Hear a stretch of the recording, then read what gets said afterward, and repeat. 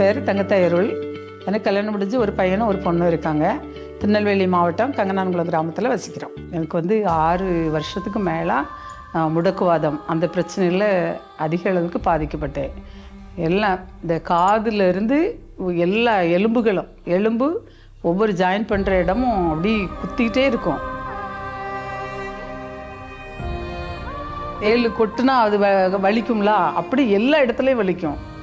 கை ஜாயிண்ட்டில் வலிக்கும், இந்த பக்கத்தில் வலிக்கும், இந்த ஷோல்டரில் வலிக்கும், முட்டு கரண்டை நடக்கலாம் முடியாது. அவ்வளோ கஷ்டம், அதை சொல்லவே முடியாது. வீட்டில் சமையல் பண்ண முடியாது, வீட்டை பெருக்க முடியாது, குளிக்க முடியாது. அப்படி எல்லா காரியமும் என்னால் சுயமாக செய்ய முடியாது. அப்படி பயங்கரமான கஷ்டப்பட்டுக்கிட்டு இருந்தேன்.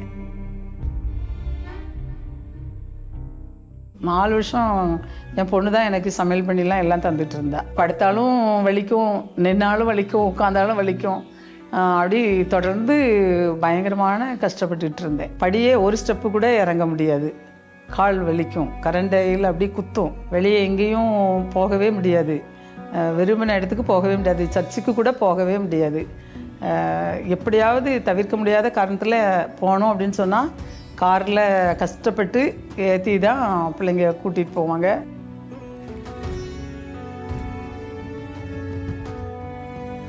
இந்த பிரச்சனைக்காக நாட்டு வைத்தியமும் பண்ணோம்.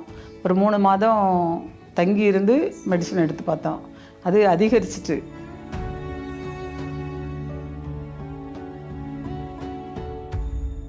இங்கிலீஷ் மெடிசன் எடுக்கிறதுக்கு போனோம். அங்கேயும் போய் பிளட் டெஸ்ட்டு எல்லா டெஸ்ட்டும் பண்ணாங்க. அவங்க வழக்கமாக பண்ணுற எல்லா டெஸ்ட்டும் பண்ணிவிட்டு அதில் தான் இது முடக்குவாதம், நீங்கள் சாகும் வரை மாத்திரை போடணும், இதில் எந்த மாற்றமும் கிடையாது, நீங்கள் மாத்திரை நிறுத்தின நிமிஷத்தில் மறுபடியும் வந்துடும் அப்படின்னு சொல்லிட்டு கண்டினியூஸாக மெடிசன் எடுத்துகிட்டு இருந்தோம். காலையில் 2 மாத்திரை, சாயங்காலம் 2 மாத்திரை போட்டுட்ருப்பேன். அப்புறம் புதன், வியாழன், வெள்ளியில் சிறப்பு மாத்திரைகள் அப்படின்னு சொல்லிட்டு அதுவும் பயன்படுத்திட்டு தான் இருந்தேன். ஆனாலும் அந்த வேதனைகள் குறையலை. வேதனை ஜாஸ்தியாக தான் இருந்துகிட்டே இருந்தது. ரொம்ப கஷ்டப்பட்டுட்டு இருந்தேன்.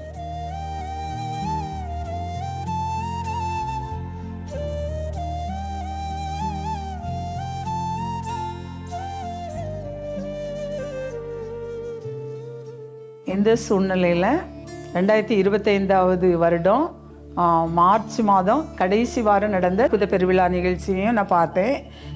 அப்போது மோகன் அண்ணே, எந்த இடத்துல நீங்கள் வியாதி இருக்கோ அந்த இடத்துல கை வைங்கன்னு சொல்கிறாங்க.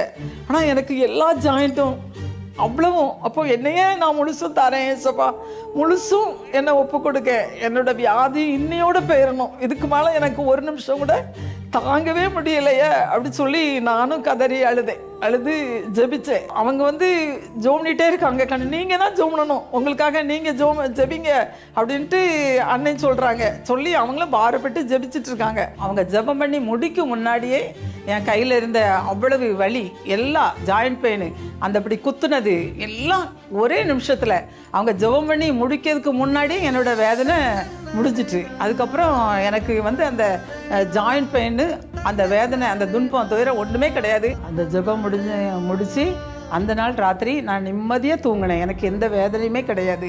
காலையில் எழும்பி என் வேலைகளை நான் நிம்மதியாக எழும்பி நின்று சமையல் பண்ணுறது, குனிஞ்சு வீடு பெருக்கிறது, இப்படி நிறைய காரியங்களை செய்தேன். எனக்கு எந்த வேதனையும் இல்லை.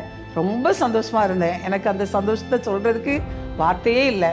நான் நல்லா மாடிப்படி ஏறி இறங்குதேன், நல்லா நடக்கிறேன், யாரோட உதவியும் இல்லாமல் எங்கேனாலும் போயிட்டு வர முடியுது. பஸ் ஏறி கூட பயணம் செய்ய முடியுது. கழுத்து வலி, கால் வலி, முட்டு வலி, எந்த ஒரு பிரச்சனையும் கிடையாது. டாக்டர் என்ன சொன்னாங்கன்னா, இது முடக்குவாதம், அவங்களுக்கு கடைசி வரை இப்படி தான் இருக்குன்னு சொன்னாங்க. ஆனால் ஏசப்பா என்னை தொட்டு குணமாக்கிட்டாங்க. இப்போ பரிபூர்ண சுகத்தோடு இருக்கிறேன்.